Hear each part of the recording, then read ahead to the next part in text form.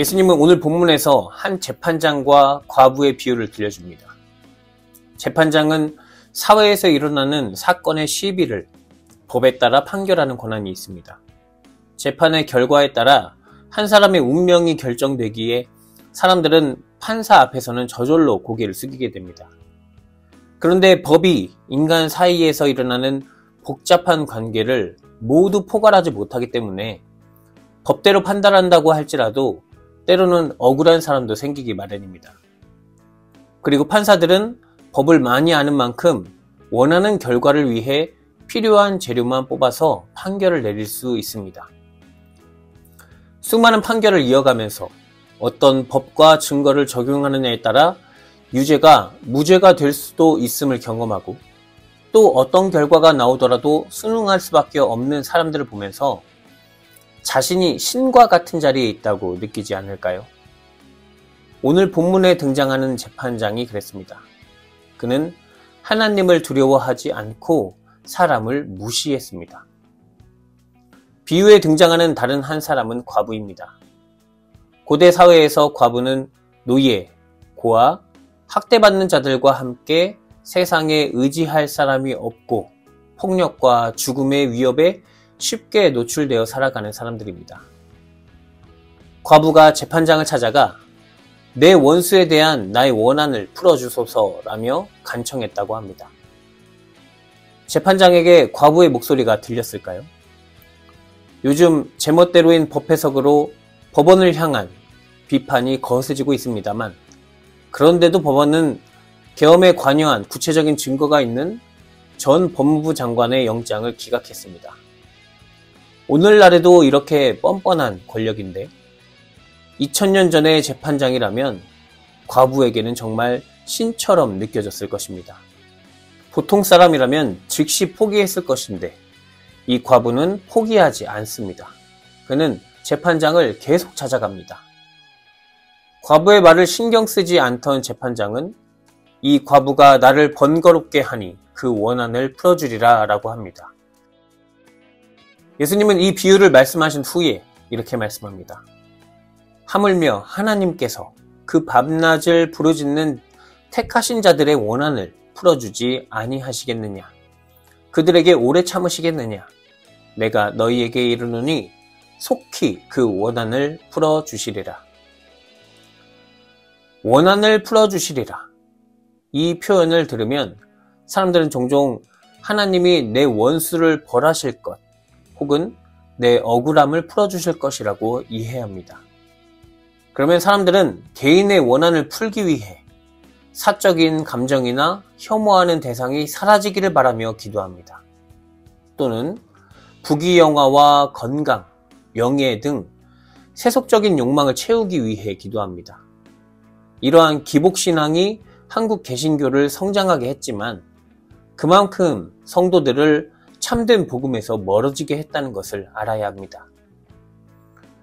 성경을 세속적이고 개인적인 방식으로만 읽는다면 우리는 하나님의 말씀에 가까이 갈 수 없습니다.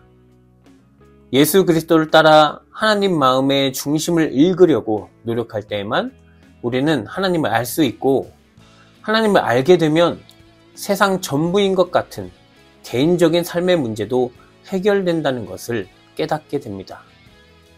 그럴 때 너희는 먼저 그의 나라와 그의 의를 구하라. 그리하면 이 모든 것을 너희에게 더하시리라 라는 말씀이 이해됩니다.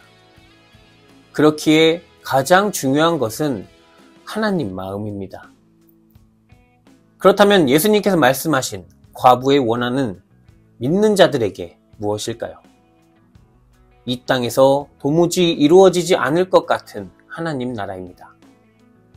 그가 항상 기도할 것은 주의 기도에서 예를 들자면 하늘의 뜻이 땅에서도 이루어지게 하소서이고 그가 낙심하지 말아야 할 이유는 하나님께서 반드시 그 나라를 이루실 것이기 때문입니다. 이렇게 본문을 바라보면 재판장과 과부가 새롭게 보입니다. 재판장은 비유에서 서술한 것처럼 하나님을 두려워하지 않고 사람을 무시하는 자입니다. 예수님 당시에는 바리새인이나 서기관 같은 율법주의자들에게서 그런 태도를 쉽게 찾아볼 수 있었습니다. 초대교인들에게는 로마의 박해와 폭력에서 선명하게 보였습니다. 이런 사람들은 하나님을 두려워하지 않을 뿐 아니라 자신이 신의 위치에 오르길 원합니다. 자기가 자리한 곳에서 재판장이 되어 신적인 권위를 차지하려고 합니다. 직장에서, 가정에서 그런 태도를 보입니다. 배우자와 자녀, 직장 동료들을 무시합니다. 교회에서도 그런 일이 자주 발생합니다. 목사가 보이지 않는 영적인 언어들을 재판장과 같이 마음대로 적용해서 하나님이 아닌 자신에게 복종하도록 만듭니다. 하나님을 두려워한다면 이런 태도를 보일 수 없습니다. 과부는 재판장과 정반대편에 있는 그리스도인입니다. 그는 하나님을 두려워하며 사람들을 사랑하는 사람입니다. 하나님의 존재를 알고 그의 나라가 이루어지기를 간절히 원할수록 그와 반대로 가는 이 세상을 보면서 외로움을 느낍니다.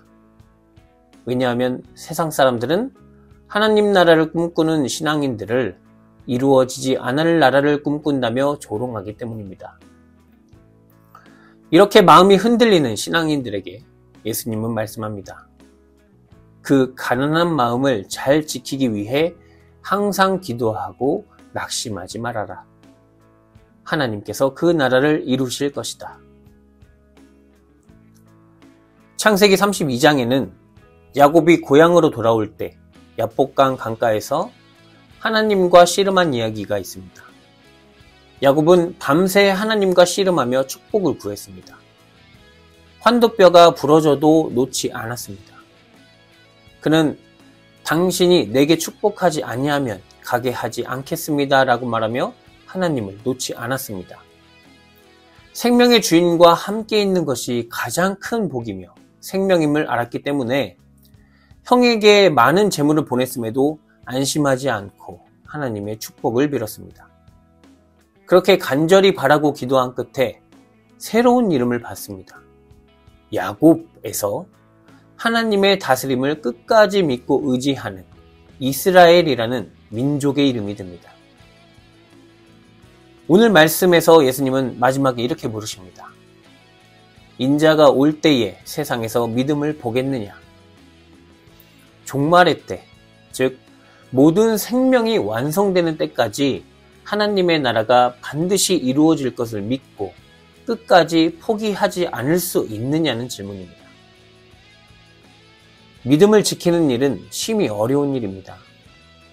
현실에서 악을 행하는 사람은 배부르고 정의로운 사람은 배고프고 고난받습니다. 그런데 신앙은 더합니다. 눈에 보이지도 않습니다. 하나님 나라라는 말은 보이지 않는 나라라고 이해할 수도 있습니다. 그렇게 쉽게 지치고 낙심할 수 있습니다. 그러나 보이지 않는다고 없는 것이 아닙니다.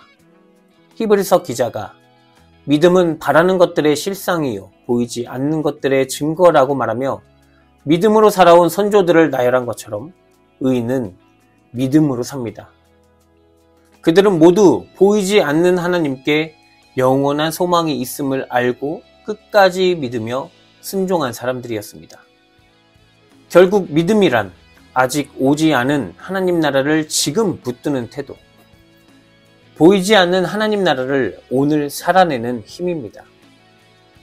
예수님은 오늘 비유를 통해서 세상이 정의롭지 않아도 하나님께서 반드시 원한을 풀어주실 것을 믿고 포기하지 말라고 하십니다. 사랑하는 성도 여러분, 하나님은 믿는 자들을 통해서 하나님 나라를 이루어가고 계십니다. 그런 의미에서 하나님을 믿는 우리의 기도는 이미 이루어졌습니다.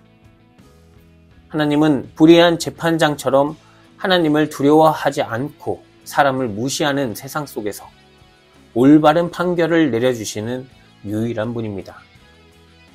야곱이 환도뼈가 부러져도 하나님을 붙잡은 것처럼 하나님의 마음과 하나 되기 위해 끝까지 낙심하지 않고 기도하며 하나님의 나라를 이루며 살아가십시오. 생명의 주님, 세상과 사람을 의지하는 자들은 불의한 재판장처럼 사람을 무시하고 정의를 왜곡하지만 주님은 올바른 판결을 내리시는 유일한 분임을 믿습니다. 하늘의 뜻이 땅에서 이루어지기를 간절히 기도하며 오늘 여기에서 주님의 나라를 살아가도록 지혜와 용기를 주시옵소서. 보이지 않는 하나님 나라를 바라보며 오늘도 낙심하지 않고 기도하게 하시고 과부처럼 야곱처럼 주님을 끝까지 붙드는 믿음의 사람이 되게 하시옵소서. 예수 그리스도의 이름으로 기도드립니다. 아멘.